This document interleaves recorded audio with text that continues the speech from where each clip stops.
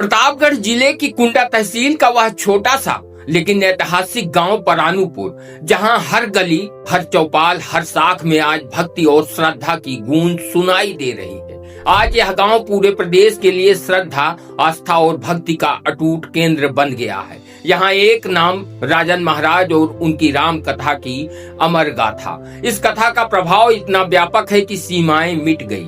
सिर्फ भारत ही नहीं बल्कि विदेशों तक चर्चा फैल गई। करोड़ों की निगाहें, हजारों की भीड़ हर रोज इस नाम पर टिकी रहती हैं। लोग आज कह रहे हैं परानुपुर में कुछ चमत्कारिक हो रहा है। लेकिन इस कथा के बीच में भारी मौन में बसा था एक सवाल जो हर किसी के मन में गूंज रहा था। हर चौपाल, हर चाय की दुकान, हर सोशल मीडिया पोस्ट में राजा भैया अब तक क्यों नहीं आए? राजा भैया जो कुंडा से विधायक हैं और जनता के प्रिय नेता हैं। राजा भैया इस कथा के संरक्षक भी हैं। कलश यात्रा की घोषणा हुई थी।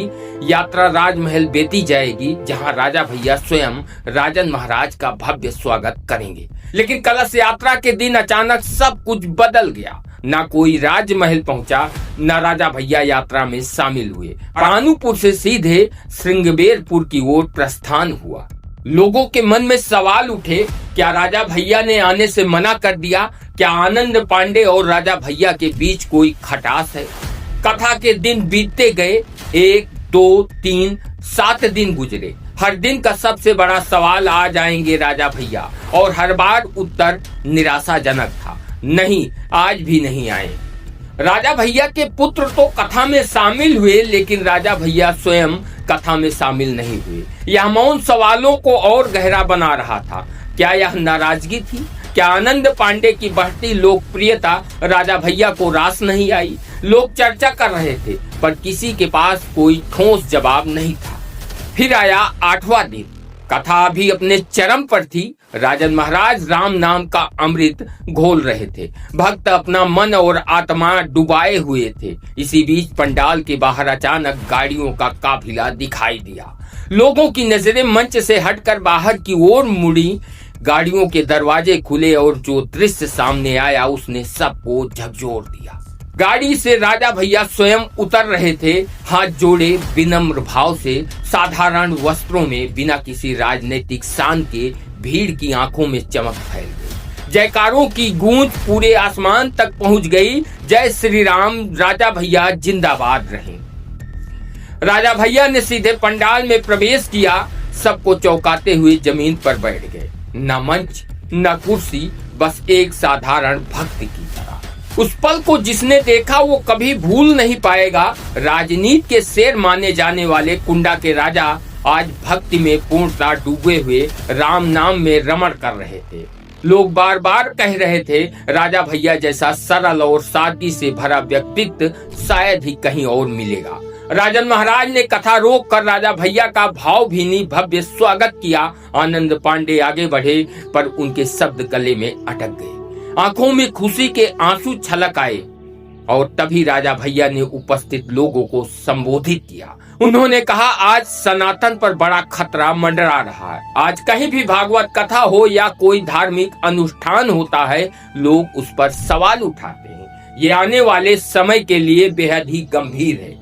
लगभग 10 मिनट तक राजा भैया ने सनातन धर्म की महत्ता, इसकी रक्षा और भविष्य की चुनौतियों पर बात की। लोग चुप, मौन होकर सुनते रहे। हर शब्द उनके दिल और दिमाग में बैठ रहा था।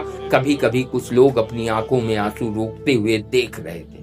सनातन धर्म पे बहुत बड़ा खतरा, बहुत बड़ा संकट मंडरा रहा है और हिंदू उसको मौन होकर के सुन रहा है, उसका कोई प्रतिकार नहीं कर रहा है। 1-2 उदाहरण आपके सामने हम रख देते हैं। जहां भी हिंदुओं का कोई उत्सव होता है, नवदुर्गा में मूर्ति विसर्जन होता है, हनुमान जी महाराज की जयंती पर, उनके जन्मोत्सव पर कोई शोभा यात्रा निकाली जाती है, हमला होता है।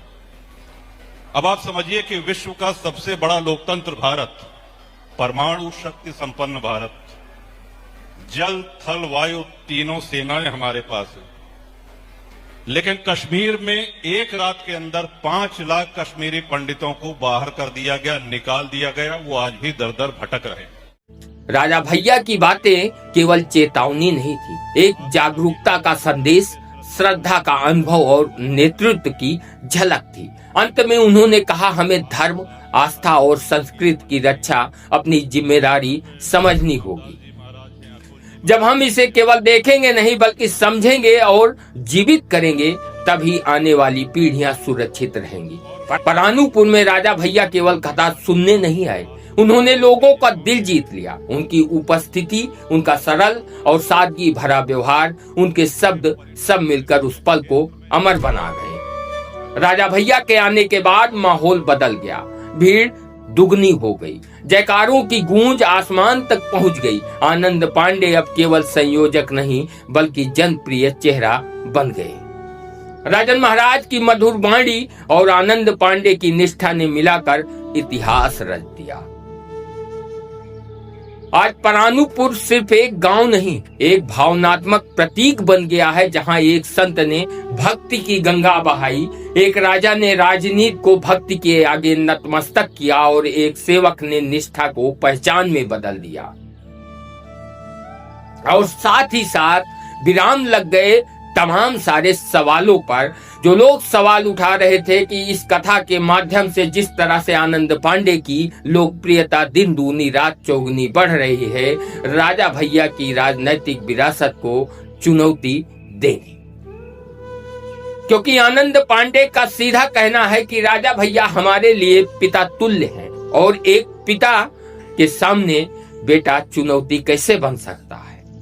आखिरकार हर सवाल का जवाब कथा के 8वें दिन परानूपुर गांव में राजा भैया की उपस्थिति ने लोगों को दे दिया। अब हर तरफ खामोशी है, सन्नाटा है। कहते हैं कभी कभी एक उपस्थिति सैकड़ों सवालों के जवाब दे जाती है, और परानूपुर की कथा में यही हुआ।